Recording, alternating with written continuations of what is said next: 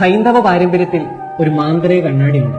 ഈ കണ്ണാടിയുടെ പ്രത്യേകത എന്നത് ആര് ഈ കണ്ണാടിയിൽ നോക്കുന്നോ കാണുന്നത് സ്വന്തം മുഖമല്ല, മറിച്ച് ഈ ലോകത്തിൽ ആരെയാണ് താൻ കൂടുതൽ സ്നേഹിക്കുന്നത് ആ ആളുടെ മുഖമാണ് ഈ മായക്കണ്ണാടി പ്രതിഫലിപ്പിക്കുന്നത്.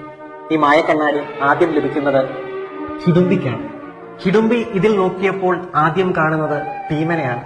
ഹിഡുംബിക്ക് സന്തോഷമായി, കാരണം ഈ ലോകത്തിൽ താൻ ഏറ്റവും കൂടുതൽ സ്നേഹിക്കുന്നത് ഭീമനെയാണ്. ഹിഡുംബി ആ മായക്കണ്ണാടിയുമായി ഭീമന്റെ അടുത്തേക്ക് ഓടുകയാണ്. ഭീമൻ അതിൽ നോക്കിയപ്പോൾ കാണുന്നത് ദ്രൗപദിയാണ്.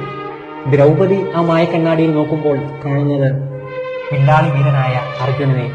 നമ്മൾ ആത്മാർത്ഥമായി സ്നേഹിക്കുന്നവർ നമ്മളെ ആത്മാർത്ഥമായി സ്നേഹിക്കണമെന്നില്ല.